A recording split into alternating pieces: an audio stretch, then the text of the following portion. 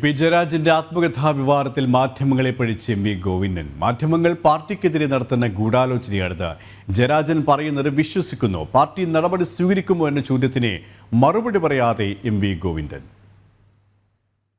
ഇടതുപക്ഷ അനുകൂലമായ രാഷ്ട്രീയ സാഹചര്യങ്ങളൊക്കെ വരുമ്പോൾ പിന്നെ ഈ മാധ്യമങ്ങളും ചില ആളുകളെല്ലാം ചേർന്ന് ഇതുപോലുള്ള നിരവധി വാർത്തകൾ പലപ്പോഴും ചമക്കാറുണ്ട് എന്നുള്ളത് സത്യമാണ്. പ്രകാശ് കാരാട്ട് പാർട്ടിയുടെ അഖിലേന്ത്യാ കോർഡിനേറ്ററായിട്ട് പ്രവർത്തിക്കുന്ന സഖാവ് പ്രകാശ് കാരാട്ട് തന്നെ ഈ കാര്യം ഇപ്പോൾ ചൂണ്ടിക്കാണിച്ചിട്ടുണ്ട്. ഞങ്ങൾക്കിതിൽ വേറെ ഒരു കാര്യവും പറയാനില്ല.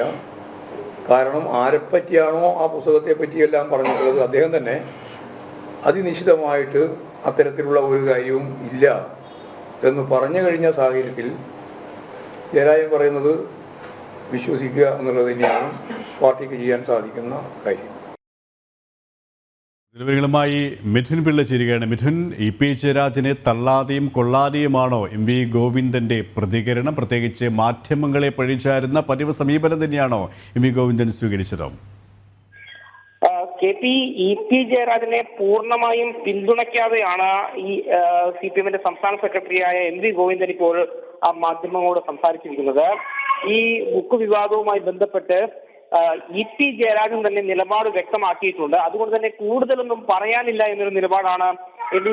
ഗോവിന്ദൻ പറഞ്ഞത്. ജയരാജൻ വിശ്വസിക്കാനേ പാർട്ടിക്ക് കഴിയൂ. പി പറഞ്ഞത് കേട്ടല്ലോ എന്നും എം.വി. ഗോവിന്ദൻ ചോദിക്കുകയുണ്ടായി. മാത്രമല്ല, ഈ വാർത്തയൊക്കെ തന്നെ മാധ്യമങ്ങൾ ചമച്ചതാണ് എന്നൊരു വിമർശനം കൂടി എം.വി. ഗോവിന്ദൻ ഉന്നയിക്കുന്നുണ്ട്.